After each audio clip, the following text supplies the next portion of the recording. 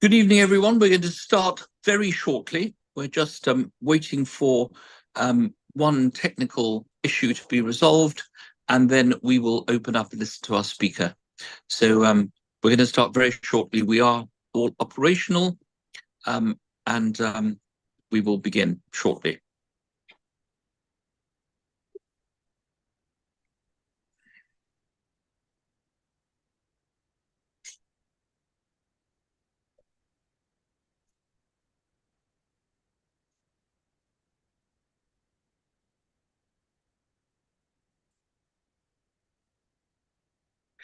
Okay, good evening and welcome to this week's Diabetes Chai Chat. Can I welcome you all again to our informal and discussion about diabetes and how we can overcome it and manage it.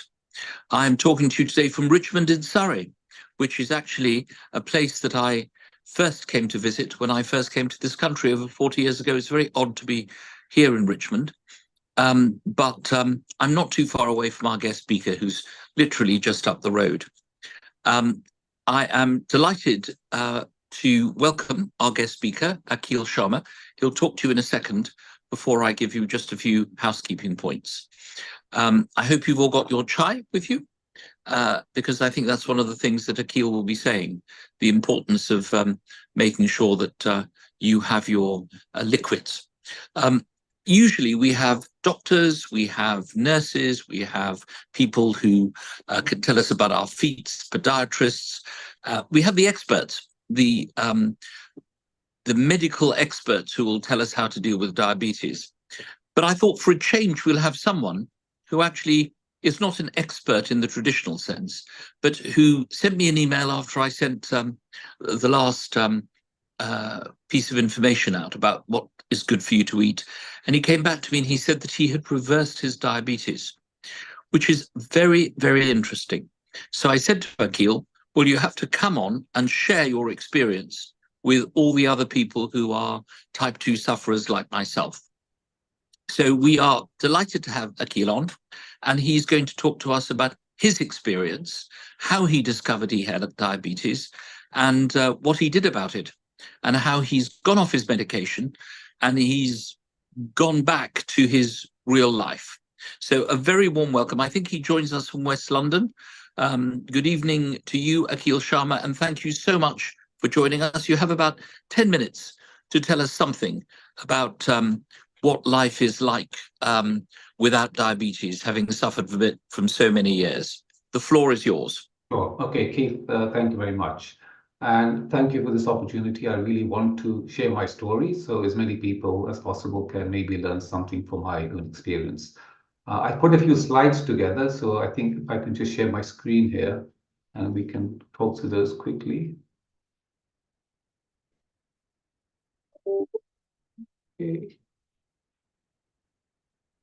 So I'll start with my story. Can you see my slides okay? Yes, we can see the slide.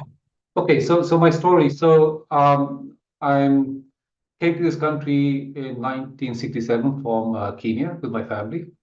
I'm now 61. I'm quite tall, 6'2", and married with 2 children. I went through the typical British education system: O levels, A levels, degrees.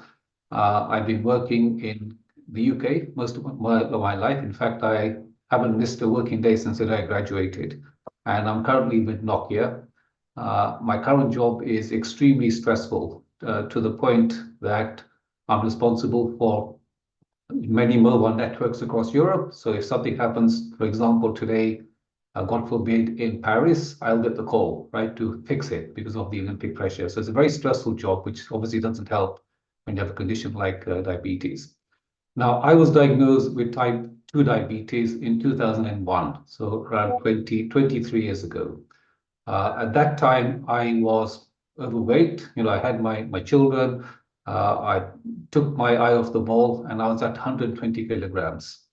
I had no idea what diabetes was at the time. I was 38 years old, and I didn't want to go on medication, so I went on diet and exercise, and I managed to control it, at least to a reasonable level, until 2009, at which point in time I had a injury, had an operation, and after that I couldn't control my sugar. And thereafter I was on metformin. Over the years, it just increased and increased and increased, pretty much up to the point I was taking 500 milligram slow release tablets every night. Last September, through the company, we can have the opportunity for a health check. So I went for a health check because they're actually planning to climb Mount Kilimanjaro with family and friends in December. So I thought I should have a checkup, and I got referred to cardiologist. To cut a long story short, the cardiologist told me I've got 2 moderate to severe blocked arteries, which was a big shock to me. And the big reason for that, he said, was I've been diabetic for so many years, and that is what really contributed to the heart disease. So I got prescribed additional medication, so Jardiance, which is a diabetic medication, which basically means you pee out your sugar, and also strengthened statins. The cardiologist said, we don't need a stent, you don't need any surgery, you just need to change your lifestyle and have this medication. So the first thing I started to do was I started to walk every day, every morning without fail, rain or shine, I was walking. And during that time, I was listening to lots of YouTube videos about the condition.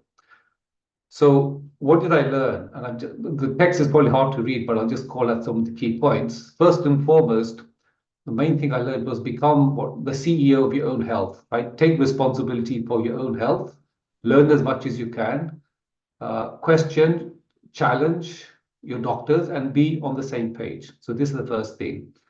Second thing, these continuous glucose monitors, such as the Abbott, are crucial, right? Because you can monitor your sugar minute by minute, so you know exactly what can impact your blood sugar and what not. Third, actually, it's not just the sugar. The root cause is insulin resistance. And that condition, insulin resistance, is what causes many conditions such as heart disease. And it will typically start 10 years before your type 2 diabetes is even diagnosed. So by the time you have diabetes diagnosed, your arteries have been on fire for that period of time. There is a term called metabolic syndrome, and I'll explain it in the next slide, which actually shows what if you are insulin resistant by some very basic measurements. Other learnings, sugar, carbohydrates are not needed at all. The body does not need sugar. Our bodies does not need carbohydrates. We can do perfectly well on fat and proteins. One should not eat ultra-processed foods. So eat real whole foods, which is something which is growing in the field, growing on the tree, or walking on the fields. So only whole food, nothing in a packet which has many ingredients which are normally disguised as sugar. Avoid seed oils. So things like mazola oil, corn oil, vegetable oil, these are highly processed and our bodies are not used to those. Intermittent fasting. So without what you find in the US, they call SAD, Standard American Diet, and it's the same in the UK. From the time people wake up to the time they sleep, they're eating 5-6 times a day. And every time you eat, your sugar goes up, your insulin goes up. So that means your body is never getting a chance for the insulin to come down. So intermittent fasting means, if you only eat in a small period of time, in my case, 8 hours a day, and the other 16 hours a day, your sugar comes down, your insulin comes down. And over time, you will regain your insulin sensitivity. Alcohol, sadly, the evidence shows, despite red wine being good, much of what I've read shows it's not good for you, right? So even alcohol should be avoided. Cocoa, incidentally, is very good. I came across a number of studies which just showed cocoa, hot water, boiling water is a great substitute, and it helps fill the void when you're trying to avoid eating some of the processed food. Coffee, so sleep is very important to allow your body to recover. So if you drink coffee, in my case, what learning was, don't drink it after 10 in the morning, because the half-life is such that it will impact your sleep if you have it later in the day. Move and walk at least 5 minutes in every hour. So if you have an office job, at least every hour, wake up, walk around 5 minutes up and down the stairs. So this opens up pathways to keep your body functioning. And finally, resistance training. I've heard this so many times, cannot be overstated. No matter what your age, try and do resistance training to build up muscle. This is so important. managing stress and good sleep, and equally personal relationships with your loved ones, very important. All together in a holistic way helps you. So what did I do? I put most of, on the right-hand side, I put most of these learnings into action. I got a CMG. I read pretty much all the time. It is expensive. You know, it's for 2 weeks, it's about £50. You don't get much change.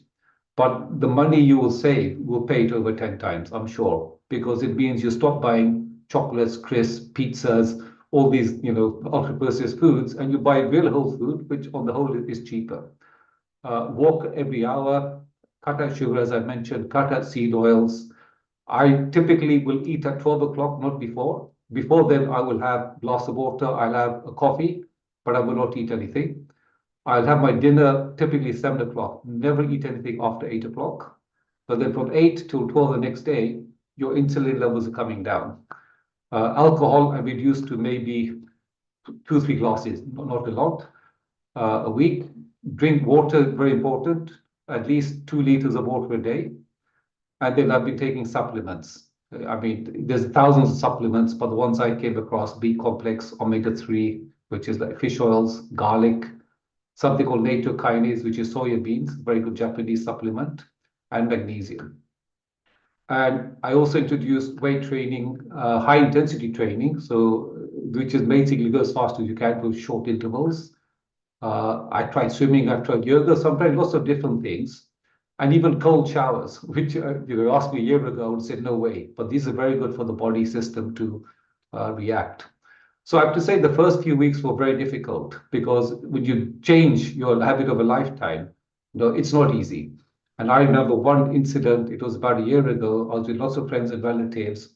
My sugar was high. I was depressed because I'd been diagnosed with this condition. They're all eating lovely pizza. It smelled so nice. And I said, I'm not going to have it. I insisted.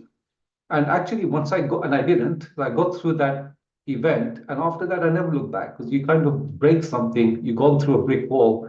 And that helped me a lot.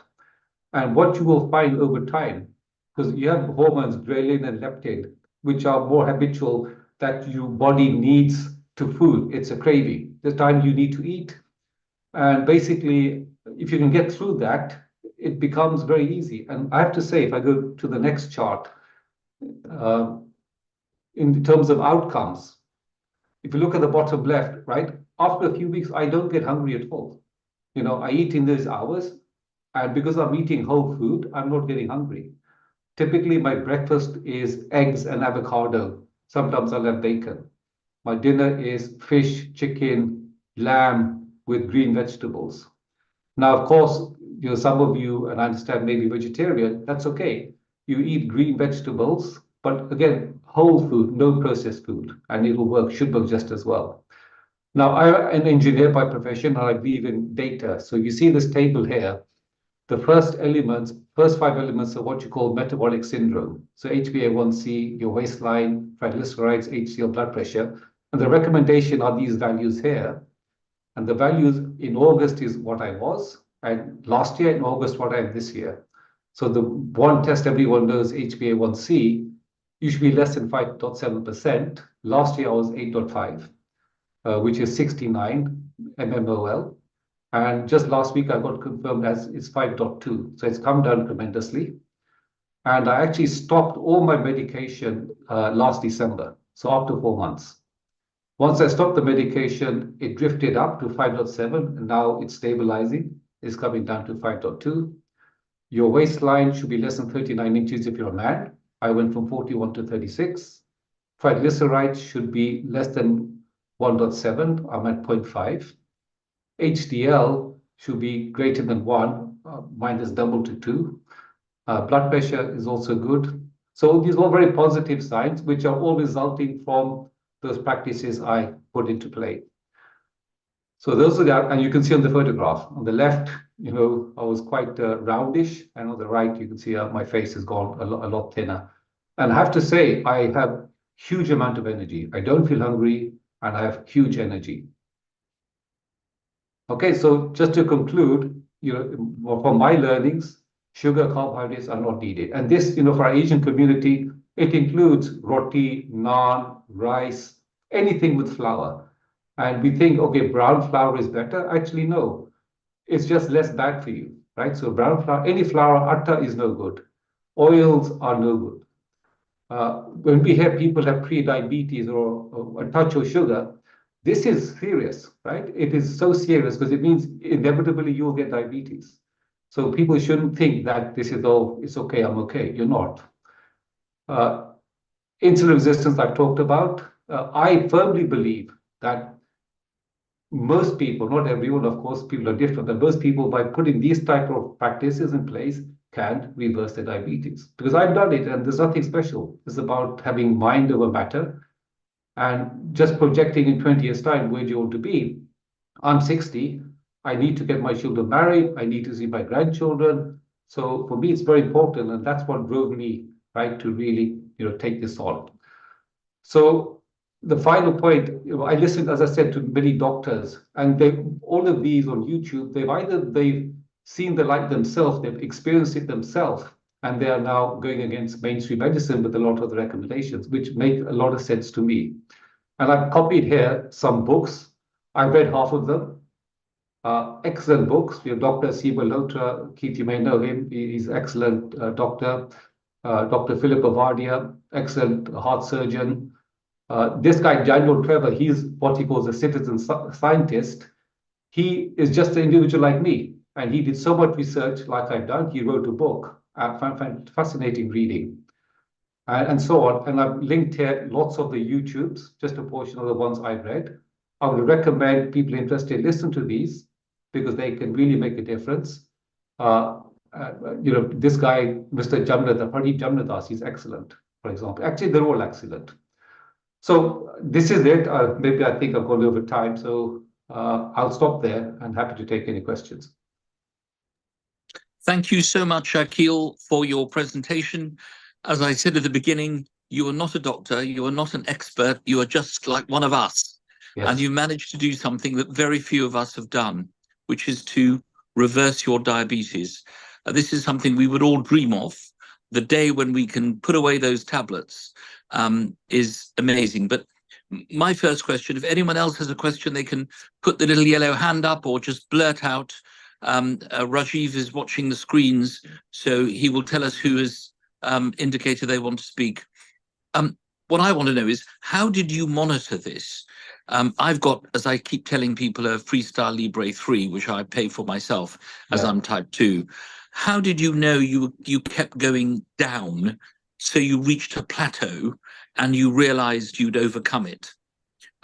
Is it with the finger prick test, or how is it done? So I have a Freestyle Libre 2, and what they did about a year ago, they kind of made it such you don't have to keep scanning. So it's constantly updating my phone. And literally I wear it 24/7. And I've been wearing it non-stop. Every 2 weeks I change it. So I have it live on my phone all the time. And that's how I keep an eye on it. Okay. I've got a couple of other questions, but in the meantime, let us ask the audience, those who are participating, our fellow travelers on diabetes, if they have a question for you on what you did, so that they can learn from you and share their experience. Has anyone got a question to Akhil Sharma? You can either unmute and speak or put up your little hand. It's up to you. The questions always come in at the end when we're about to close. So, obviously, sorry, can I just quickly ask something? Sorry, who is this? This is Nasreen. Nasreen, yes, go ahead. Yeah. What I wanted to ask, that it's when you start, it's quite easy. I did it also myself, and for a year I was very good, but now it's going up again. So I still want to carry on taking one metformin. I'm a bit scared if I stop it, it's just might shoot up. So what's the trick there then? What should we do that it just stays there? So I don't know about your specific case, but in my case, I was very strict with my diet and I really cut out the carbohydrates. And that allowed, because with the medication, my sugar was going too low. I had to come off the medication. Otherwise, I would have had very low sugar. That was the problem. So again, I'm not a doctor, but if I was in your position, I would stick to minimal carbohydrates and I would come off the sugar, come off the tablet, but keep an eye, get a CMG and you can keep an eye in real time on how it's doing. Right. Okay. Thank you. And by the way, the CMG with Abbott, the first one you can get is for free, right? So it's a free one in case you don't have one for the first one. Right. Thank you. Okay.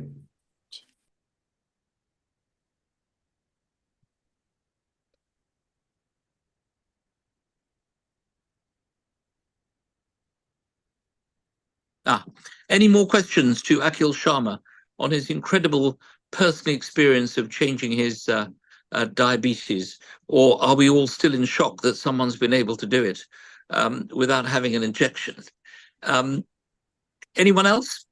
I need to ask a question.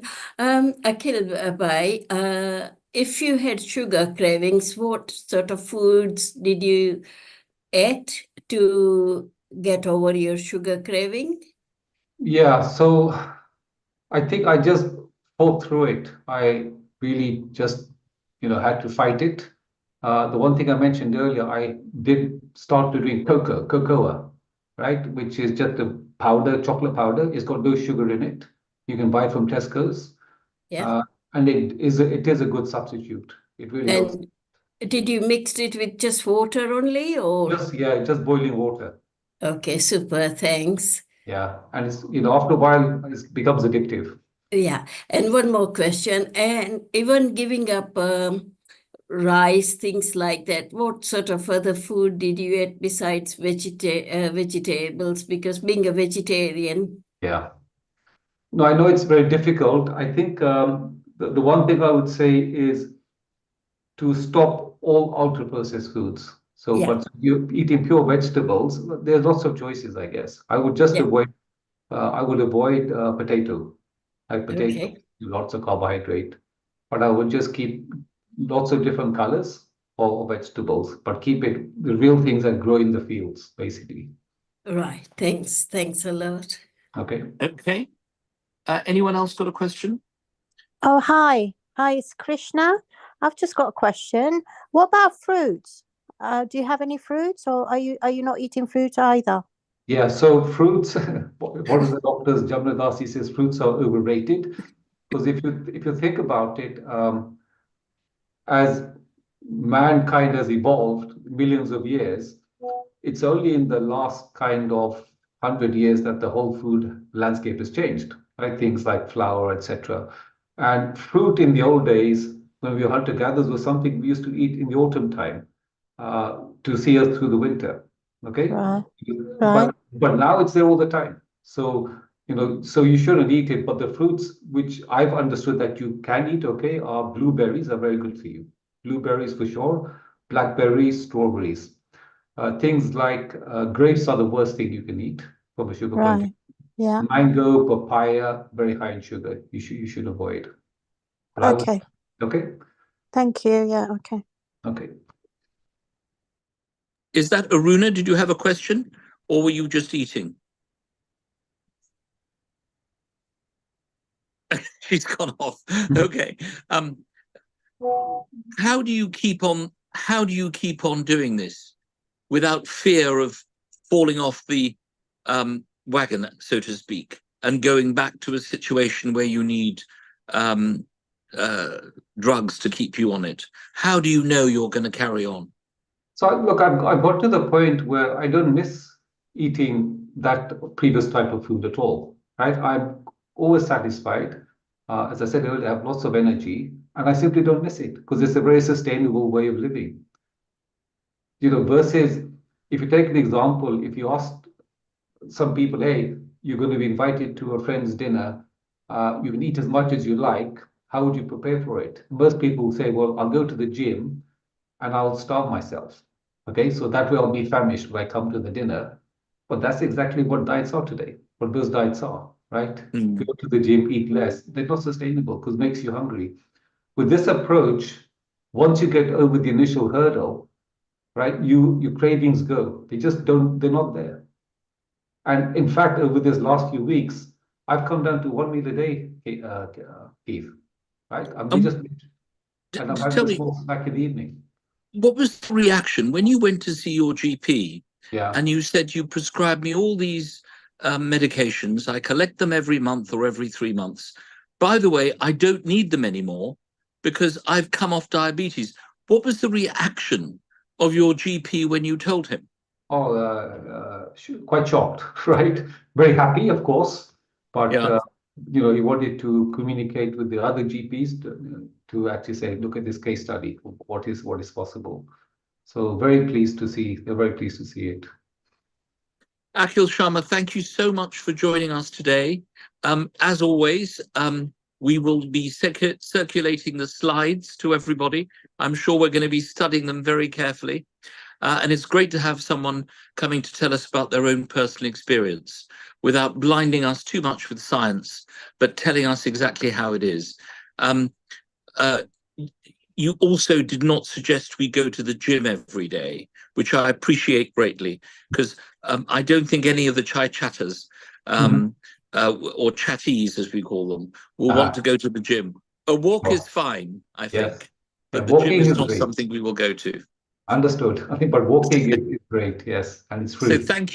thank you so much for joining us. You're welcome to stay, and thank you for sending the slides as well. Let's go over to, not far away from you, to Hounslow, and Dr. Steffi Rodriguez has got the news headlines of the week. Dr. Rodriguez, Steffi.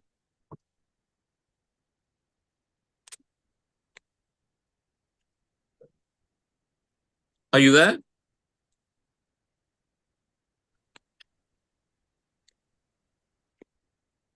Steffi Rodriguez, speak. Hello. Okay. Hello, Oh. everybody. We were worried about you, Dr. Rodriguez. We thought you were on a patient call. Oh, no, I'm just running for my life right now because there's riots going on here. Riots? Oh, gosh. What, in Hounslow? Yeah, they just started at Sims in Hounslow Central. So I'm just on my way back home. Okay. Are you able to give us the news headlines, or should we? Yes. No, I'll quickly give the news headlines. Okay. Yeah. So hello, everybody. Today's news headlines. The first news.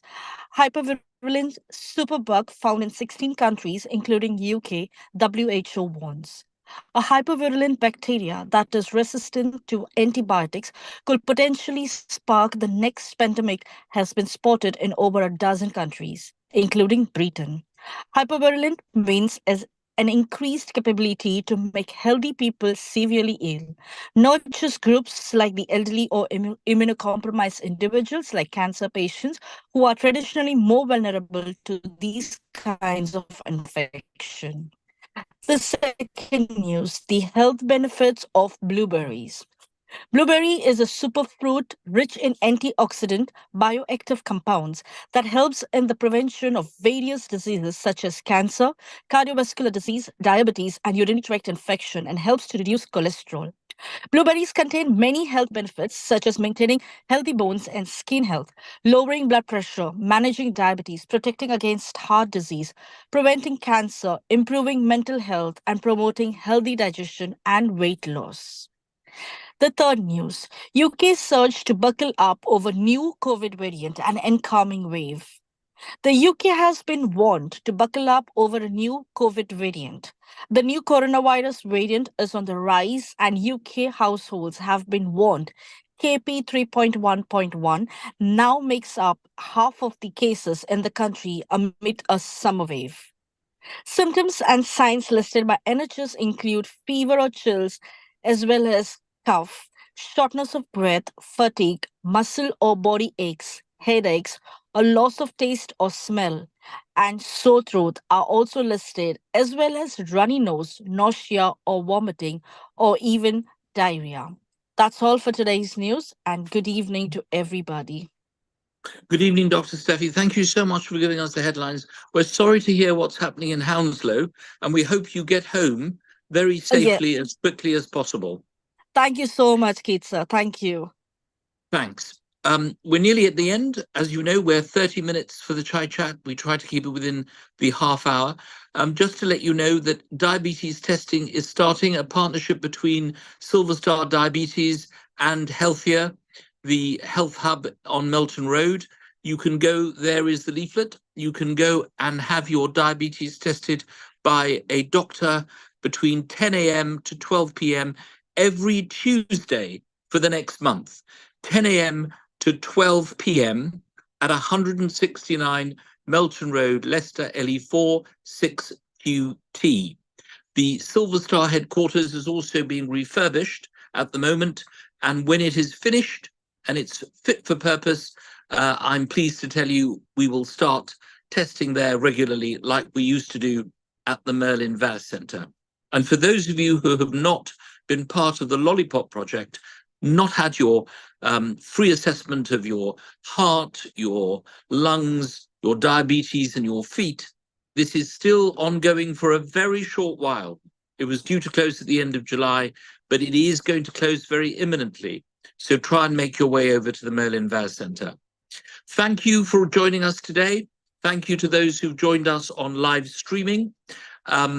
Big thanks to Akhil Sharma for being the poster boy for all of us. We all want to be like him, not dependent on metformin, not dependent on any pharmaceutical products, and back to our normal selves. So you've been very helpful. We'll circulate his slides. Thank you to Rajiv and the team at Silver Star in Leicester.